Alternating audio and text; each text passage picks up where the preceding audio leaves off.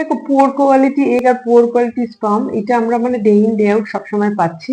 লোকের লাইফস্টাইলের চেঞ্জ এর জন্য অনেকটা দায়ী।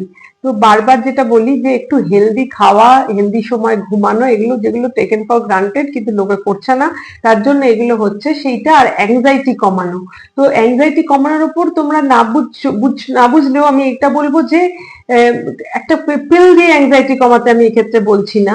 সবার লাইফের সার্কামস্টেন্সেস আলাদা। যেগুলো স্বাভাবিক কর্ম সেগুলো করলে যতটা অ্যাংজাইটি কমবে সেটুকু করলেও হবে। যেমন ধরো ঠিক মতো খাদ্যাভ্যাস করা, বাইরের কেনা খাবার খাওয়া যদি আমরা বন্ধ করি, আর seasonal fruits, vegetables, nuts and seeds এইগুলো এত ইম্পর্টেন্ট। নাট সিডস তো সারা বছর পাওয়া যায়, বিভিন্ন রকম ফল পাওয়া যায়, শীতকাল তো একদম ফলেরই মরশুম, এত রকম ফল, কালার্ড ফ্রুটস, কালার্ড ভেজিটেবল ভীষণ ইম্পর্টেন্ট। তো এইগুলো একটু যদি খাদ্যের মধ্যে তালিকাভুক্ত করা যায় তাহলে আমার মনে হয় এই গুড যদি ফুড খাও তাহলে ন্যাচারালি তোমার বাওয়েল হ্যাবিট ভালো থাকবে, তোমার মুড ভালো থাকবে, তোমার ঘুম ভালো হবে, অ্যাজ এ রেজাল্ট বডির সমস্ত কিছু ফাংশন ভালো হবে।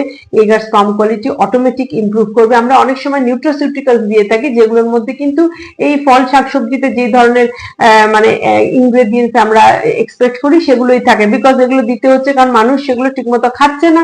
তো তাই জন্য আমাদের বাইরে থেকে সাপ্লিমেন্ট দিতে হচ্ছে। Please try to improve your diet and lifestyle, অনেক কিছু সমস্যার সমাধান তাতেই হয়ে যাবে।